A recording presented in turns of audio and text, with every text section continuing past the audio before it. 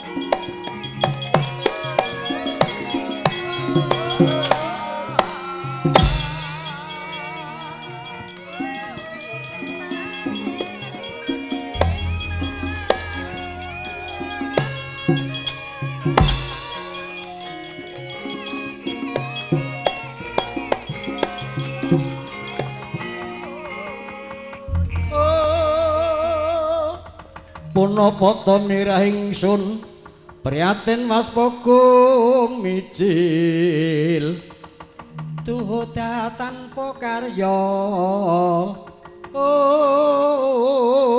sengkang rinemekan Gusti gelung rino sak sekaranya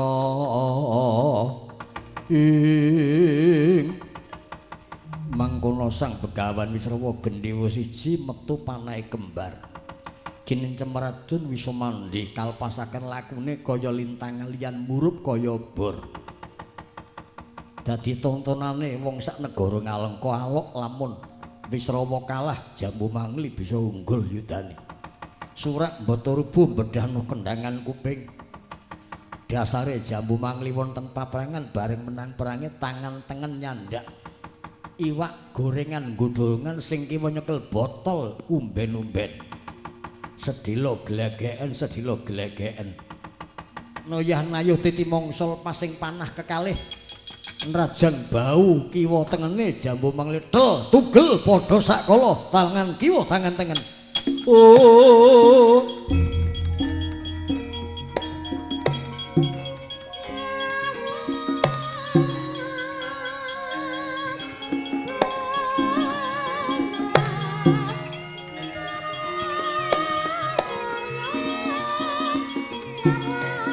ayo tamakno kene aku ora wedi Begawan Wisrawa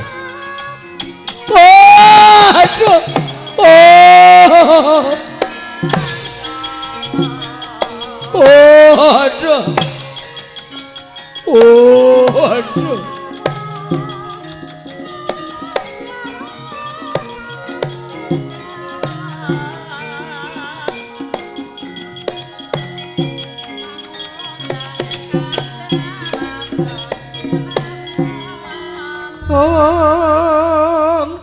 surum-surum dewangkara kingkin lir manguswa kang layon Denyo ilang memanise wadananira layu kumul kucem arah nyomaratani mring saliranipun tugel bau kiwa bau tengene Dikya Jambu Mangli adres wujiling getih nyembur-nyembur prata badan sekojur gejol-gejol gereng-gereng Raden Jambu Mangli angkono sambate kebangetan temen Sang Begawan wis nglepasno panah loro rajang bau kiwa tengen lengenku tugel kabeh togok tanganku ilang kok belung lenganku ilang piye kok tugel bauku yung Gusti kula Raden pun mandheg semanten mawon sampeyan njaluk ngapura kalih Sang Begawan njaluk dibalekake lengene nggih nyuwun ngapunten nggih ampun wani-wani karo kiai kalih pendhita nika guru ngaji ndak kuwanglat sampean kaya jambu mente mangke men di ngapura dibalekaken malih lengen sampeyan nggih sampeyan njaluk ngapura tak aturi ora kok ngapura apa wae nek Sukèksi Adibaya ngaku sing ora entuk wis Kang mangsa bodho Kang mbrengkunung temenang iki Sang Begawan nadan tanpa lengen tanpa tangan sikil bisa nyangkah leno tak cokot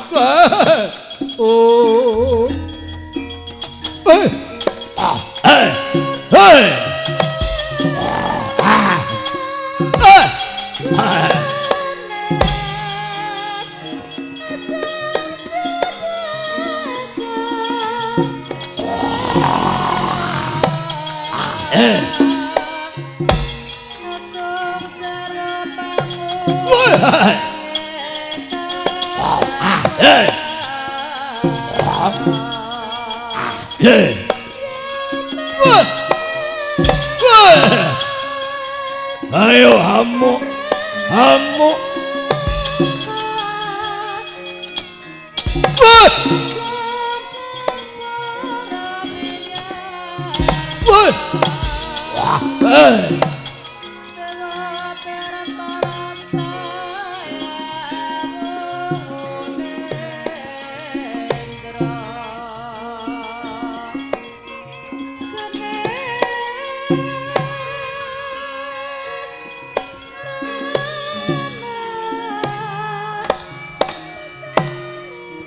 ngaglah kaya bantreng ketaton naden wis adus getih wuru Sang Dikya Jambu Mangli tanpa bebau kiwa tengen prayek nang ngewu Sang Begawan sira mundhul pelarasan nyandak gendhewa jemparing kembar murup saobor gedene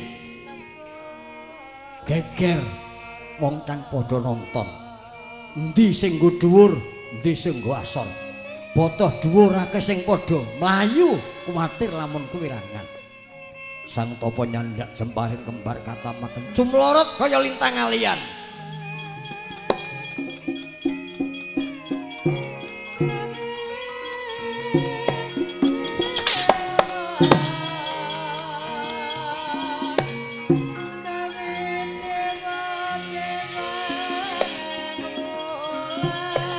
ayo kamu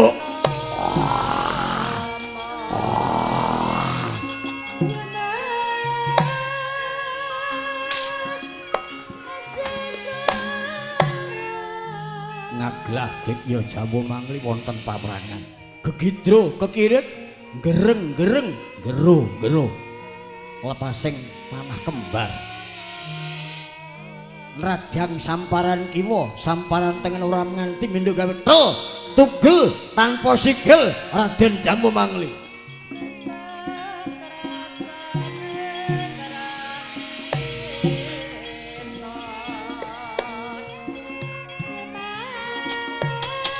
waduh waduh waduh waduh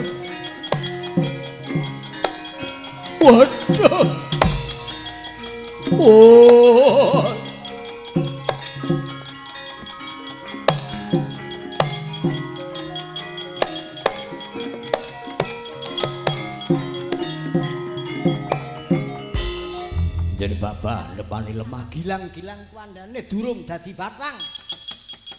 Tugel samparan kiwa samparan tengen tanpa lengen tanpa bau. Mung gegidro gegulung. Dik ya jamu mangli mangkono gereng-gereng. Oh, kebangetan temen Sang Begawan, Sang Begawan. Aku diprateli kaya ngene. Tangan diprateli, sikil diprateli. Sukèksi, aku seneng kowe. Sukèksi, apa kowe ora ngimpi Sukèksi? Aku gelem mati ning karo kowe kudu kelakon Sukèksi, Sukèksi. Ya, ora duwene bau, ora iso mlaku, ora ketang glundung tekan ndi tak buru.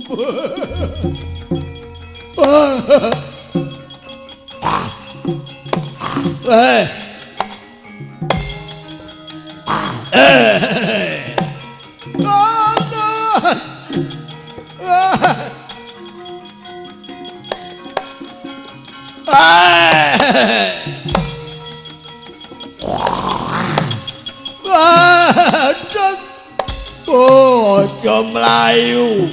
Wis rawa. Wis rawa.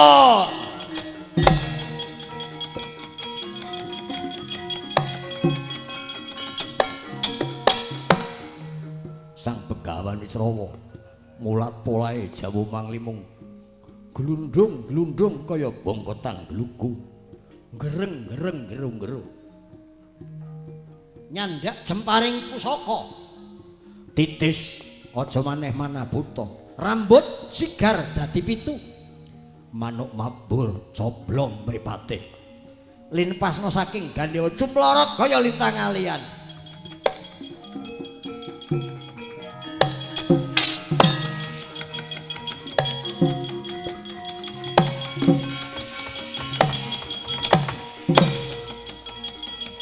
Ayo hamu wis rawa. Wis rawa. Wis rawa.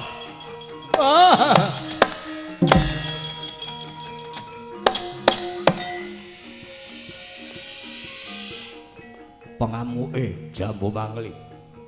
Gegidro wonten alun-alun. Lepasing Catnaga Najang Guluthel tugel pisah Gembung lan Mustaka Sirna Margolaya.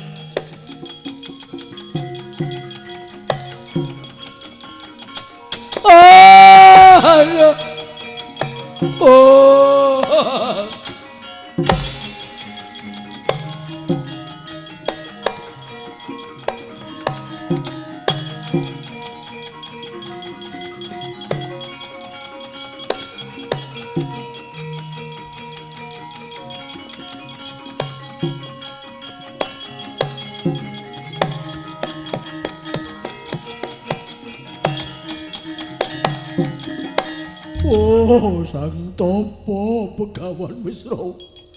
Kebangetan banget kowe matane aku diprateli awakku lengen lan bebauku Begawan. Yo, nadan aku mati, aku durung munggah swarga, ora golek papan ingkang pungkasan. Kowe pendhita ora duweni kamanungsan. Aku mal sukum besok anak mono sing mati diprateli kaya aku.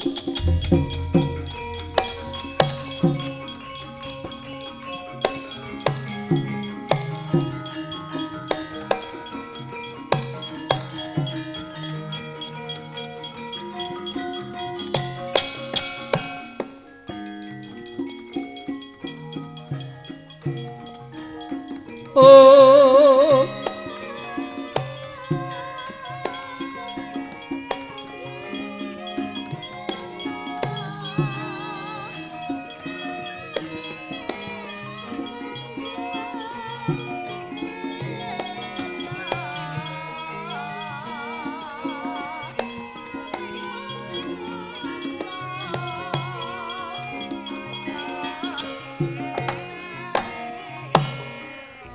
di masa sembahan kula penemban wis rawa. Kowe sapa?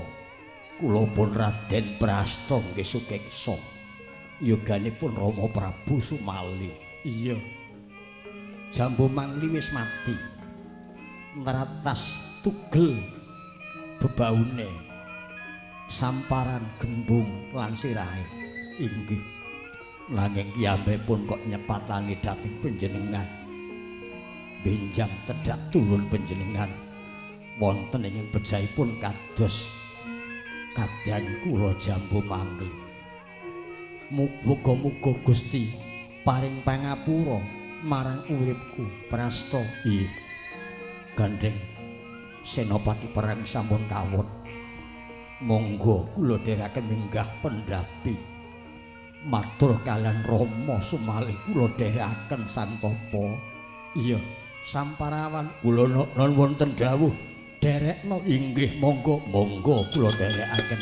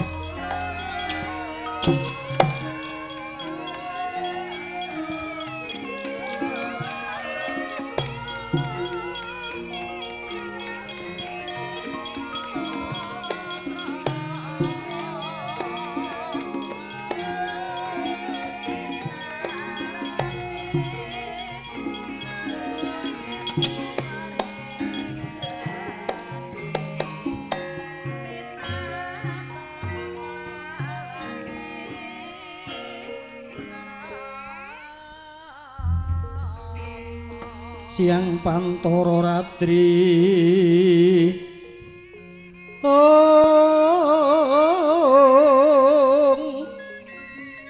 amung cipta kulun tan ana liyan kaeksi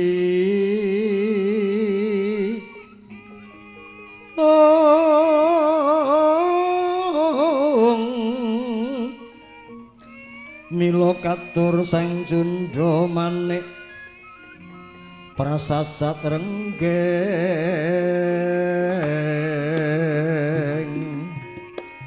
ulun kang sumembah mungging Pradanta Prabu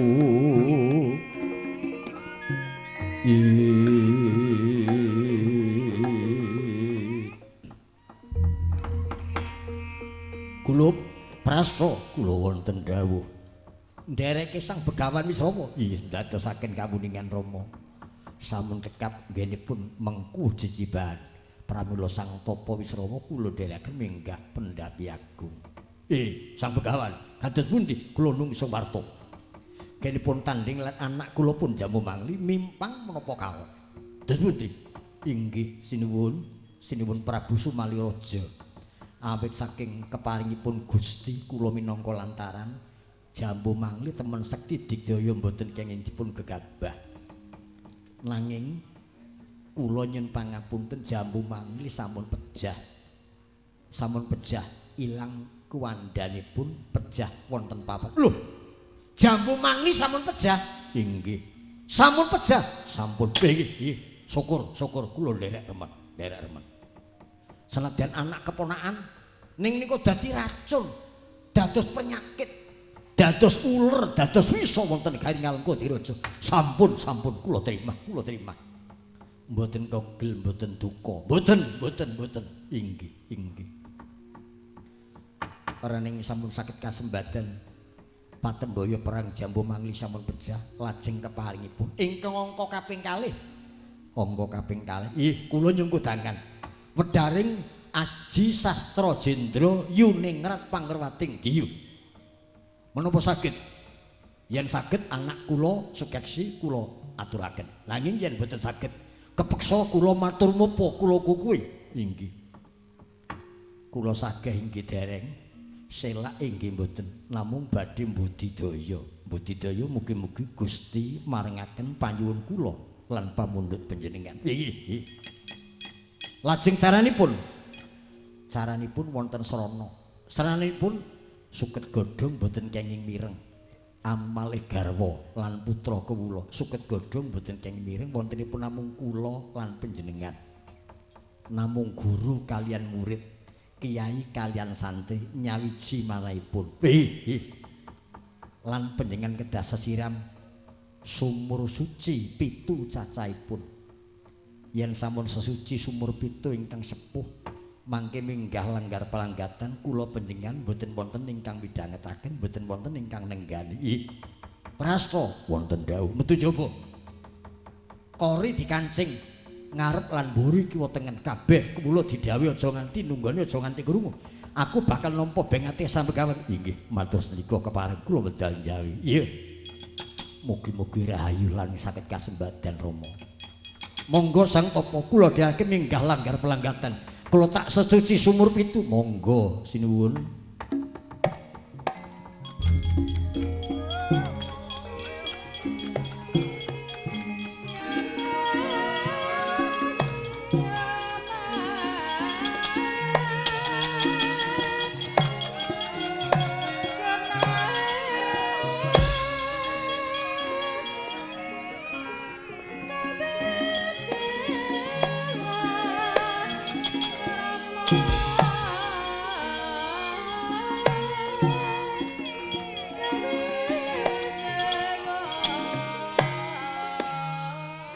Cinarita sang Begawan Wisrawa sareng-sareng lan Prabu Sumaliraja sigra minggah langgar pamujan papan sepi lan sampun sang Prabu Sumali sampun miwiti sesuci sumur 7 banyu bening sedaya piranti sang tumata ndherekaken peparingipun sang bapa guru manjingi murid marang guru santri marang bapa kiai madhep mantep marang kiblating panembah.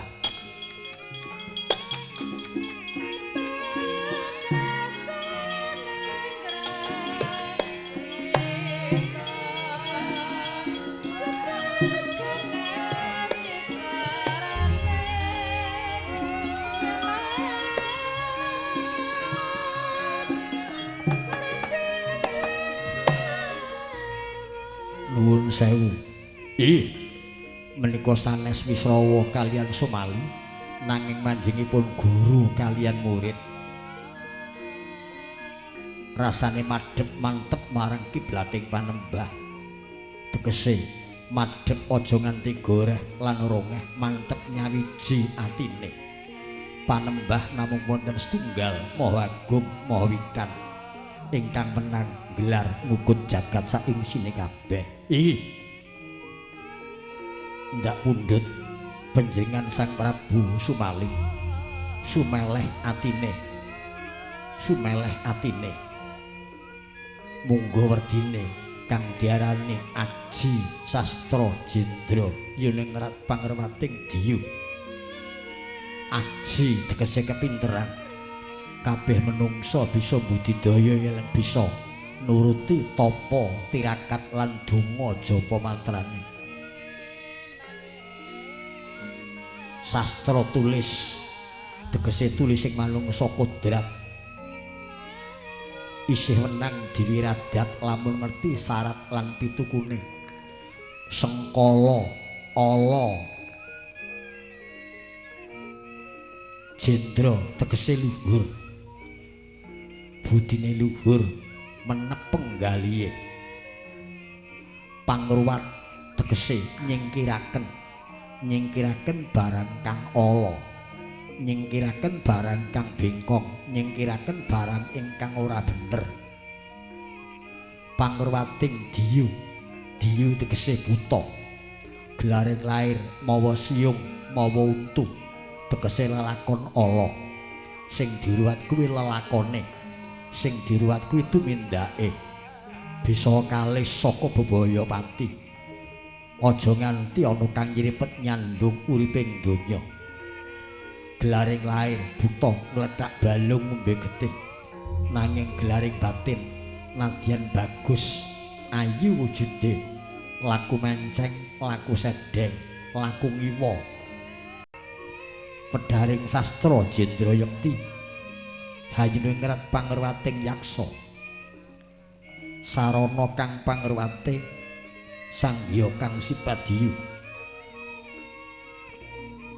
Prateng watak pindha raseksi.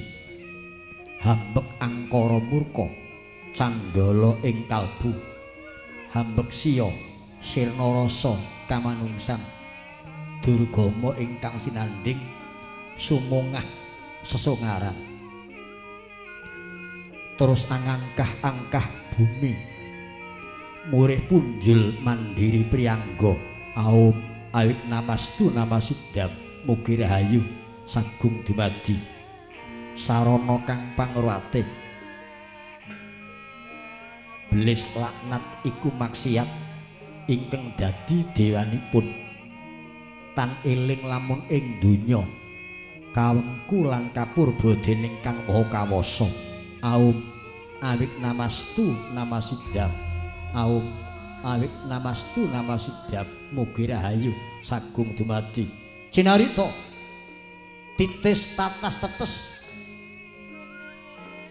pangandikane sang guru marang sang murid siji datanala kang karempit tumusing sanobari noyah nayuh titi mangsa dadi ana pedhut peteng dedet limengan nutupi jroning langgar pamujan ilanging pedhut ilang wujude Prabu Sumali ingkang wujud raseksa nirmala babar dadi manungsa.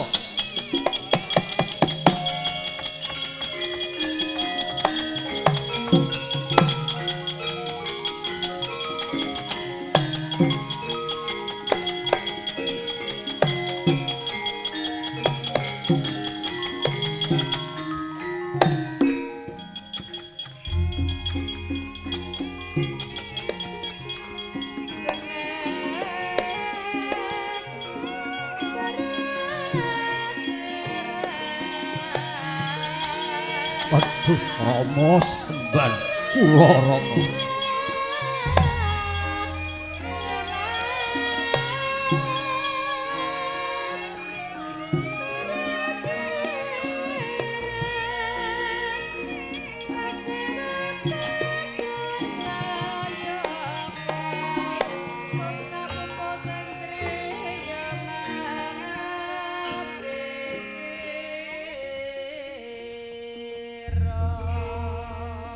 Sang Prabu Sumali nuwun sewu panjenengan sampun nirmala wujuding raseksa babar dados manungsa wantah nelaken saged nampi bengat sastra Jendra Yoningrat pangruwating Diyu ingkang kula babar. Lho, kula sampun boten sifat buta nanging sifat manungsa. Prasta, aduh Rama leres babar dados raja bagus. Aku dadi wong bagus. Inggih.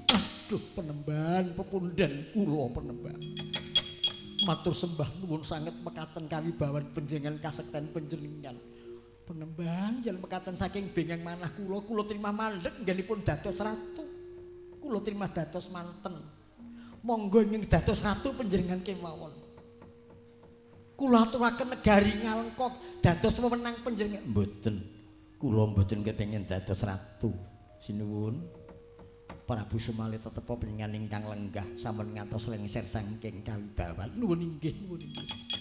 Yen mekaten menika wekdal anak kula pun sukeksi. Inggih, kula pasrahaken. Prasta wonten dawuh. Dina iki jak manjing kedaton. Mbak Yumu Dewi Sukeksi karben ditanting marang Satama. Monggo kula derek kemanjing kedaton Sang Begawan.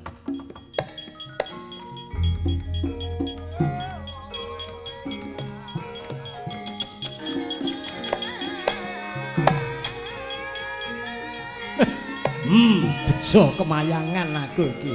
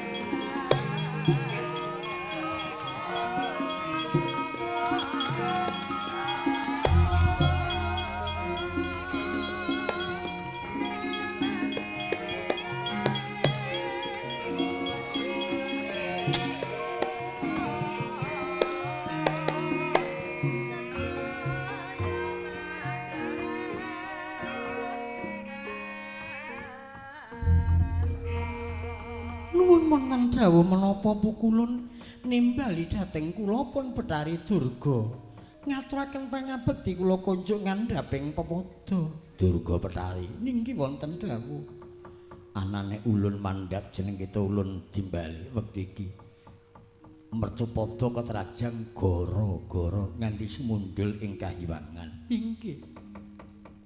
Lekasing gara-gara dudu jim setan peperangan dudu wong kang anake padha paperangan nanging ana pendhita ingkang maninggelar kawruh sastra jendra yuningrat pangrwating diyu ya ngelmu kasampurnan ya ngelmu panunggal jati. Inggih ora njaba Begawan Wisrawa. Keparipun pukulun wektu iki somali ilang wujude buta babar dadi menungsa yen dibacutake buta dadi menungsa, menungsa bisa dadi dewa. Mengko ora kajen kabeh para jaut ing tayangan. Awit nampa bengate Begawan Wisrawa kuwi kegolong ngelmu gegebenganing dewa, ora sadengah menungsa diparingi. Kapanipun pukulun nderekno tindak ulun. Ayo nonton ing sining jagat empu tak godane Wisrawa. Monggo kula dherekaken pukulun.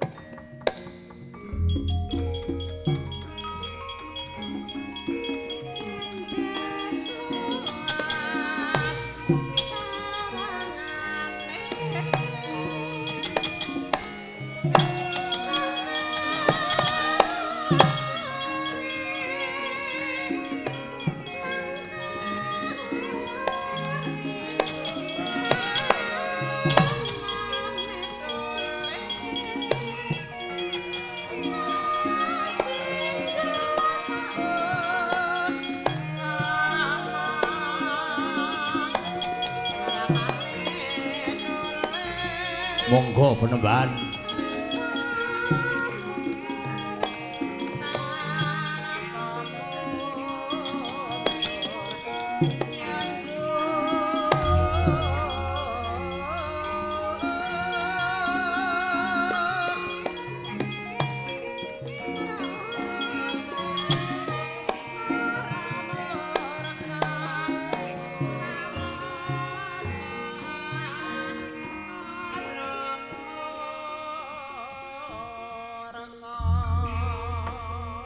Kadangipun Kakang Dimas Sukesaya Dimas Prahasta. Inggih Kang Mbok. Manjing Taman Sari bareng-bareng karo kaki sepuh Dimas. Ana wigati apa? Langkung rumiyin ngaturaken pangabekti kula kunjuk ngandhaping pepodo. Ya banget tak tampa. Dadosna kawuningan. Giripatemboya perang kadang kula Kakang Jambu Mangli sampun cekap sampun kapupu pejah ingkang wejahi Sang Begawan menika naminipun Sang Begawan Wisrawa. Bil. Jambu Mangli wis tumekaning pati Dimas. Mekaten. Iya. Sak sampunipun pejah kula kanthi manjing setinggil wekasan Rama Prabu Sumali nyuwun bengat werdine sastra jendra yuningrat pangrating diyu.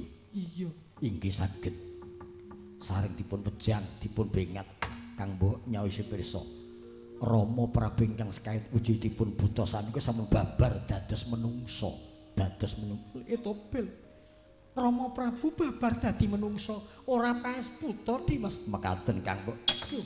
Adikku Mas Prastoya. Pramila kula ndherekaken dhateng Sang Begawan manjing kedaton monggo ganeng sampun saged mupus sayembara nyumanggaken Kang Mbok Sugesti badhe dipun boyong menika wekdal. Mangkono Dimas. Iya. Monggo penembahan. Kula semanggaken. Nuwun sewu Raden Ayu.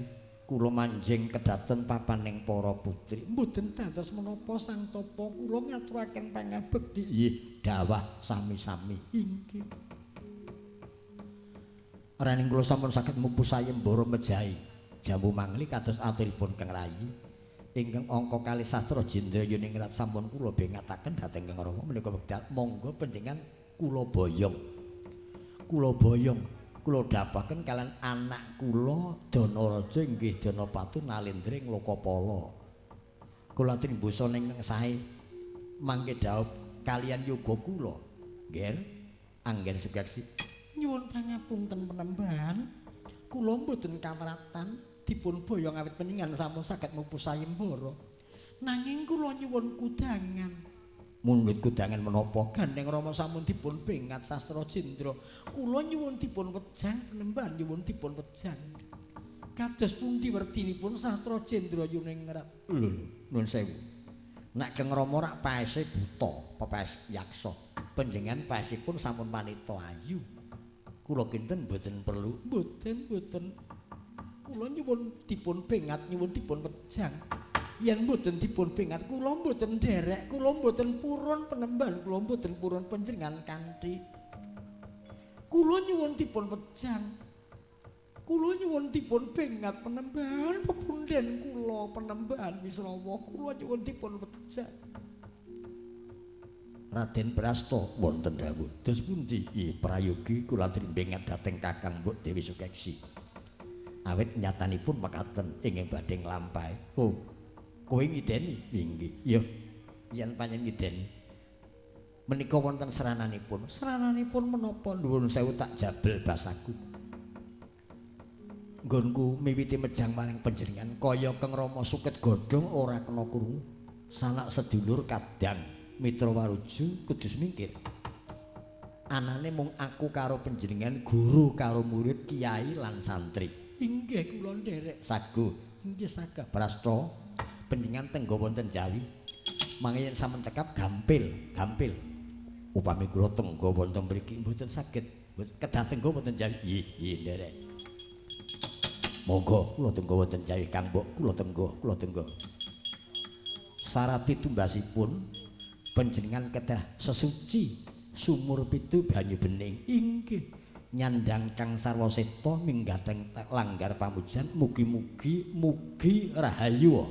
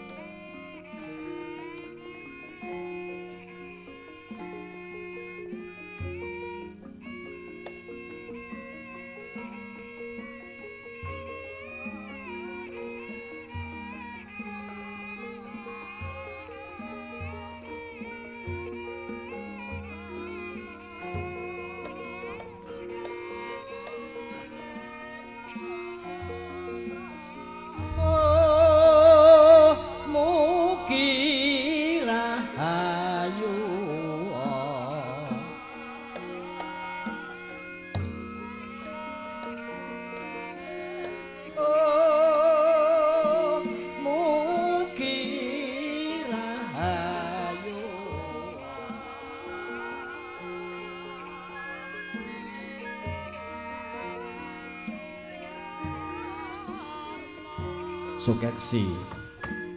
Nuwun wonten dawuh. Apa wis kok wiwiti nggonmu sesuci sumur pitu banyu bening?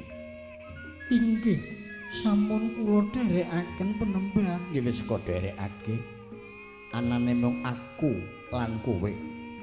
manjinge guru lan murid kiai lan santri madhep mantep ing kiblating panembah aja goreh aja rongeh aja goreh atine kudu nyawiji madhep marang kiblating Gusti kang minangka sesembahan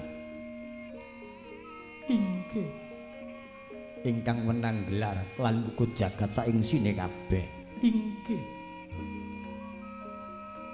ingsun bakal miwiti watake mung siji kudu dadi yen murjut nelake ora kat kedunungan inggih namung nderek penemban piyarsakno kang titis wening atimu nggonku medhang marang kowe inggih aum awik namastu namasidam aum awik namastu namasidam mugi rahayu sagung dumadi Pedharing sastra Jendra yakti hayune ngrat pangerwating yaksa sarana kang pangerwate sanggiya kang sipat diyu prateng watak pindha raseksi hambek angkara murka candala ing kalbu hambek siya sirna rasa kamanungsat durgama ingkang sinanding sumungah sesongaran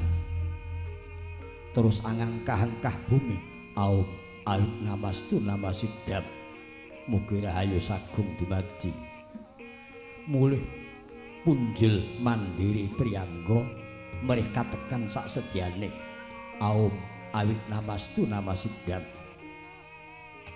belis laknat lan maksiat iku dadi dewanipun tan eling lamun ing donya kawengku marang purbaning Bathara aum awit namastu namasidam bumi gonjang ganjing langit kelap-kelap katon lir kincang risang mawe gandrung lauta mangkono sang topo begawan sra wonten madaning langgar palanggatan bengat marang Dewi Sukeksi ndadeke goro gareng jagat praptane Sang Hyang Permati lan Betari Durga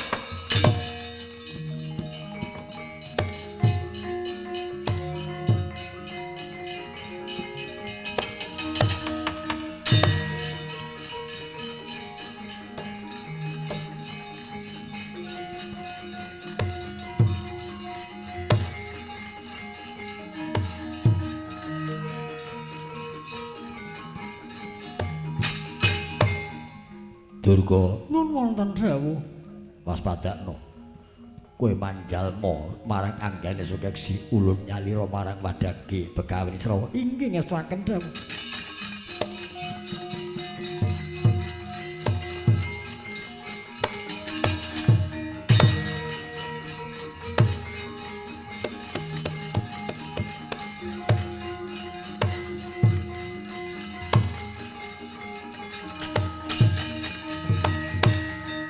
Sang Hyang Permati manjing marang anggane Begawan Srawa Betari Durga nyalira tunggal marang wadage Dewi Sukeksi sakala dadi lali anane mung limpi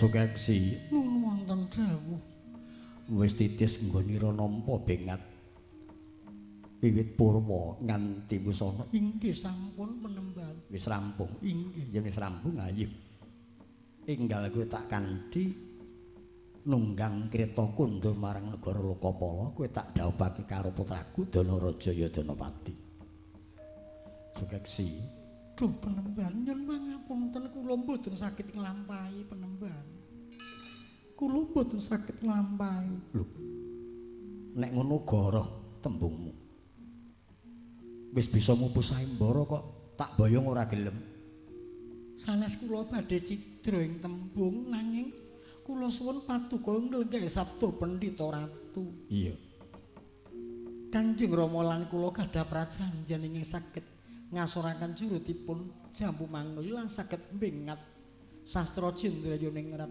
menika ingkang badhe kula suwitani. Iya.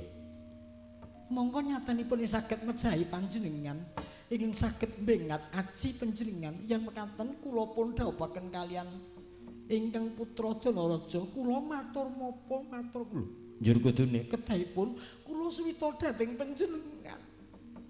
Kula suwita dhateng panjenengan sang pawit panjenengan ingkang saged mejang dhateng jasad kula penemban. Kula suwita dhateng patuko penemban. Lho. Suwita karo aku.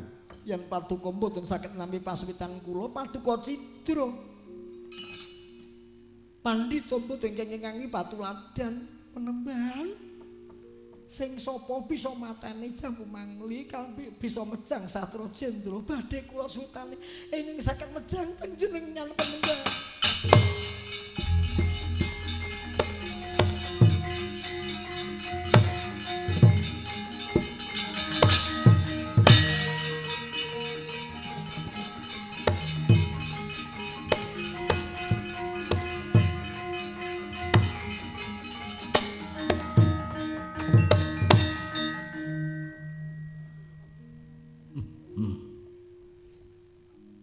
Kepiye?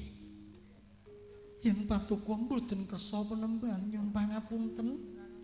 Kula badhe ngaturaken curiga. Lho, ngaturke curiga. Inggih, curiga menika mawa landhep penemban. Iya. Yen patuko mboten minangkani panyuwun kula kedah ginarwa dhateng panjenengan. Aluwung kula suda sing ora kula pamit pejak. Aja. Aja.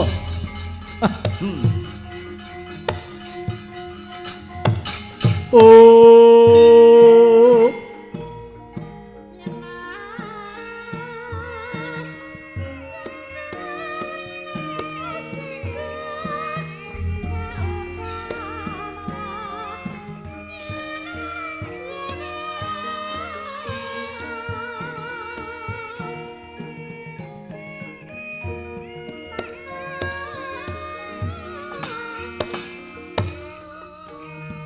Oh, Cahayu.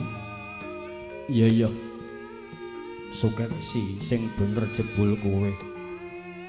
Nadyan kowe wanita nanging wanita utama kena minangka tepa lan tuladha. Iya, Sukeksi. Yen patuko mboten maringaken nampi pasuwitan kula nyuwun kapecihana kemawon penemban. Kula nyuwun kapecihana. Iya, wis.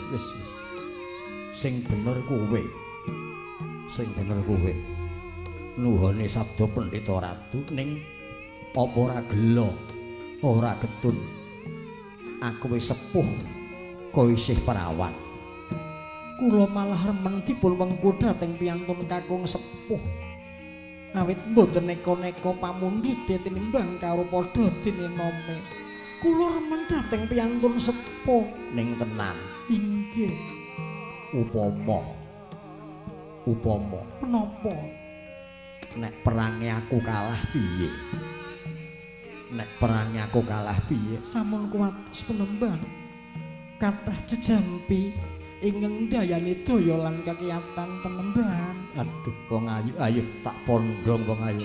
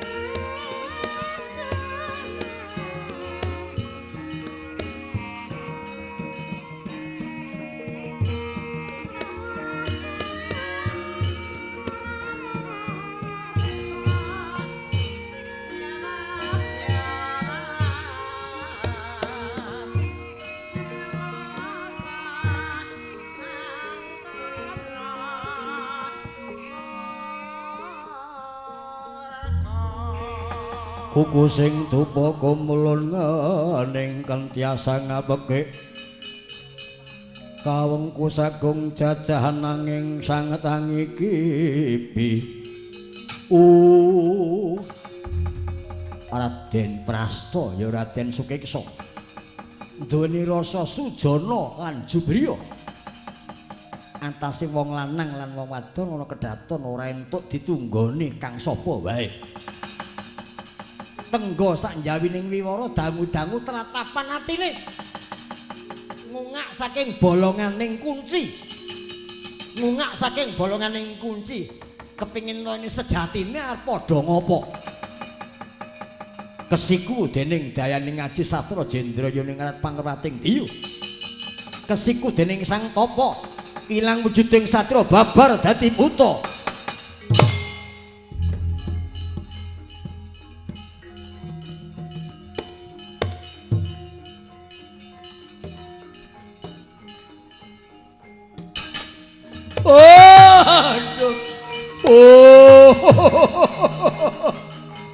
waduh bahaya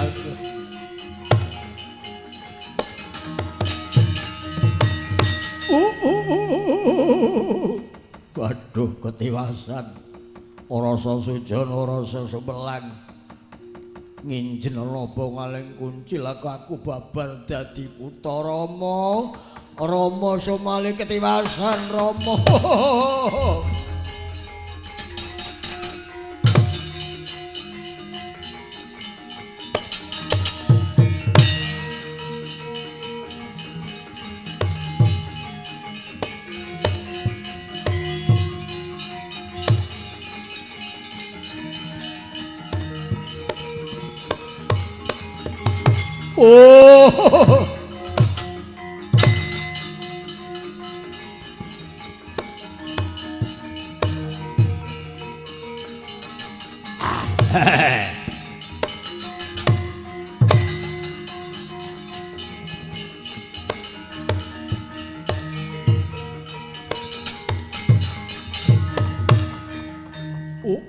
Rama sesemban kula Kanjeng Rama Somali kula ngaturaken ketiwasan Rama kula ngaturaken ketiwasan lho ana buta jlegodro kaya barongan ngundang-undang Kanjeng Rama sapa kowe kowe buta sapa nggih kula pun Sukesa kula pun Prasta lho Prasta nggih Prasta ki bagus putraku gagah kowe wujude buta kula badhe ndongeng Rama kula badhe matur ya piye sekawit kula ndherekaken Sang Begawan Srawa manjeng kedaton pepanggih lan Kakang Mbok Sukesi glendang-glendeng rembagan Kang Mbok Sukesi purun dipun boyong nanging nyuwun dipun wejan sastra Jendrayuningrat ya dipun parengaken nanging syaratipun suket gondhong ora kena krungu kula ugi mboten kepareng midhangetaken kula kapundhut tenggawa wonten njawining wiwara ya dangu-dangu kula kok sumelang awit lanang karo wadon kakung kalian putri kula sujana kula injen saking bolonganing wiwara nggenipun donga nggenipun mejang kula mboten kiyat kula mbledak kesiku dawah dados buta kula aduh nger putraku nger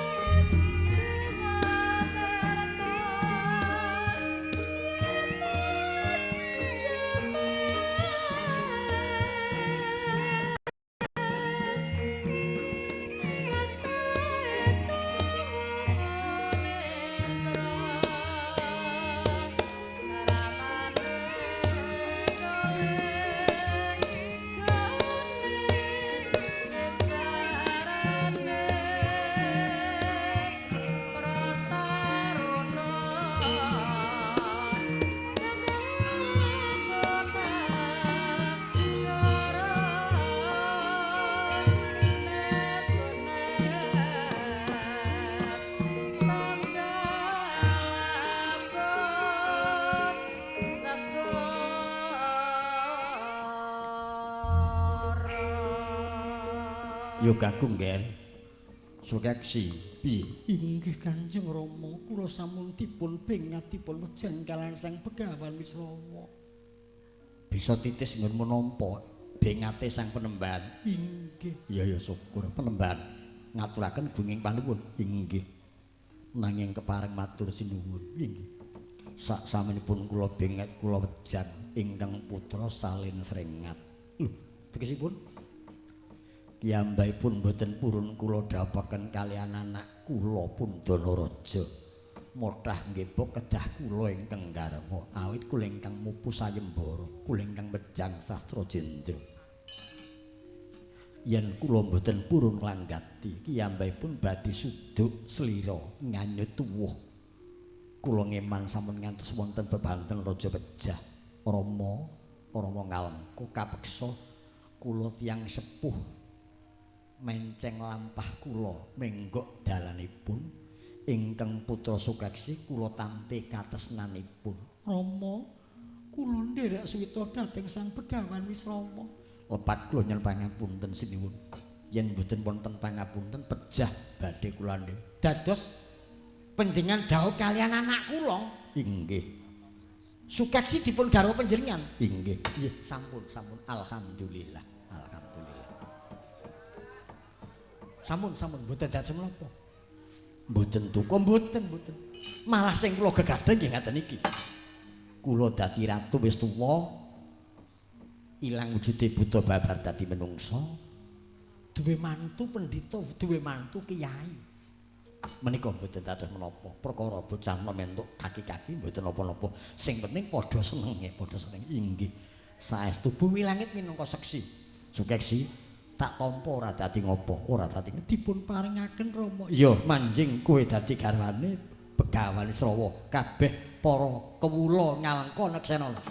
Buta Pandhawa tata gati saya mangendriyak sasara maruta. Nirayang Panca Bayu. Oh. Jebul kidang nunjang palang. Gajah midak rapah. Arep ndhaupake putrane dipek dhewe sinuwun. Sinuwun Daranaja ketiwasan sinuwun.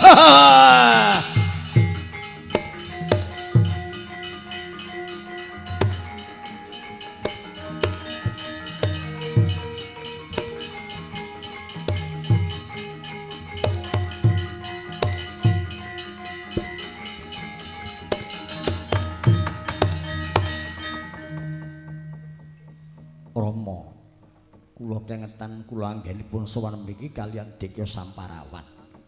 Tan wurung wangsul wonten Lokapala mangke suka keterangan kaliyan anak kula mboten wurung negari ngalengka dadi sajanging paprangan. Sampun patos. Yen Danaraja ngamu ingkang mandhegani kula, ingkang badhe nepani kula, mboten. Gandeng ingkang damel kula, ingkang mlebet blumbang luwangan inggih kula. Namung kula titip ingkang putra Sukeksi sampun nggerbini. Sampun nggerbini. Inggih. Tuwa-tuwa kok ya pinter. Nggih. Lajeng sampun ngantos ngalengka kecipratan getih. Sampun ngantos ngalengka banjir badang nyuwun pamit kula ing badhe nyembadani.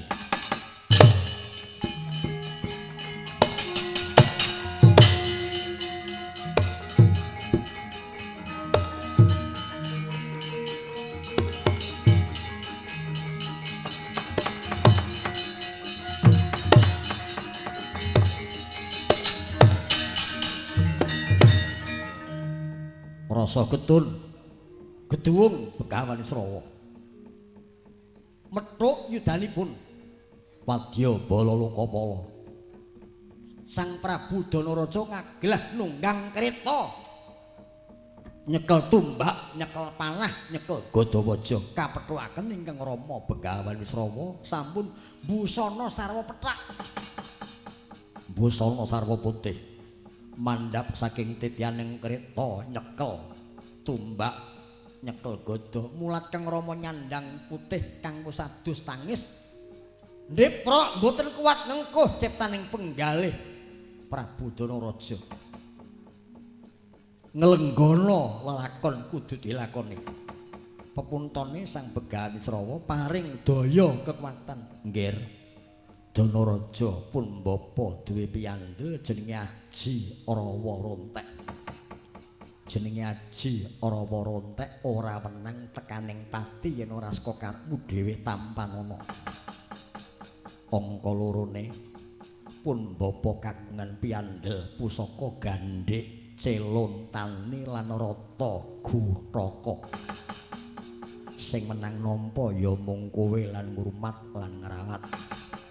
Besok terjaning jaman yen nganti pusaka iki kanggo rebutan kuwi bakal dadi dalaning pati. Cengkelak Prabu Danaraja kondur mon telu kapal. Sang Begawan Wisrawa mukswa sanggane.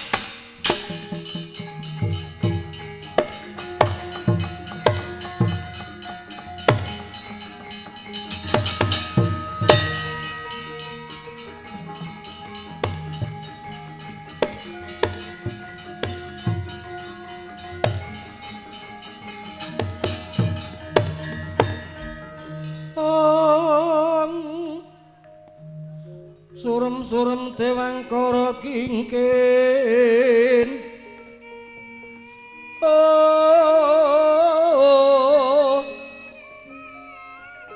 ler mangus wa kang layon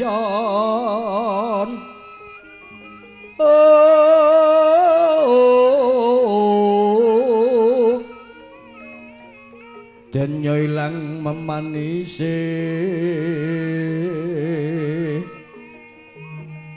wadananira layu kumel kucem rah nyomaratane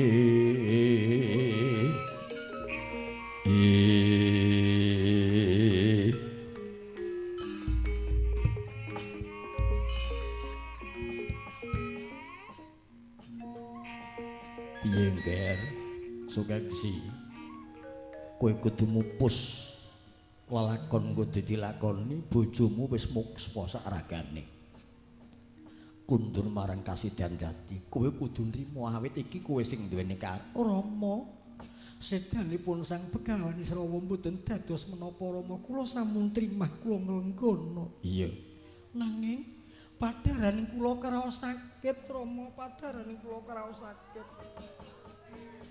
nggih garbi kados dipun sengkakaken lho telung kedhep kaya telung sasi. Inggih. Kok wis cowong pasuryamu. Bokonge mlorot, wetenge ngendelong. Apa kelakon arep nglairake bayi prasta? Nggih, kula nek wonten dawuh Rama mbok bilih. Kang Mbok Sukèksi badhe ndoboli. Babaran. Nggih. Prayoginipun tak kanthi ana pungkuran nduk ayuh muga-muga Jawata marengake inggih monggo Rama.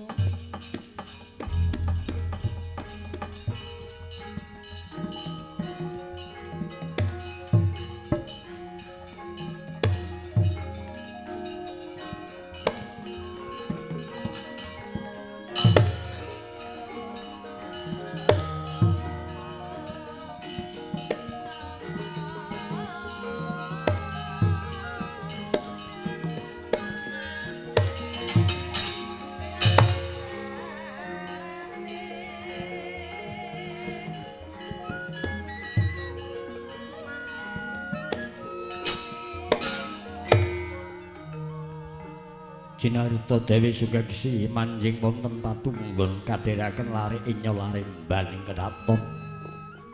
Dina gantining wektu gantining wengi. Kaya sinengkakna sekedhep dadi petang sasi orang kedhep dadi 8 sasi. Ngancik sangang candra 10 dina saya ambatek brol. Mijil kringete sejagung-jagung. Wat sepisan Dewi Sukèksi wat kaping kalih jang kaping 3 orang lairake jabang bayi nanging lairake getih abang malerah blarah wonten kedaton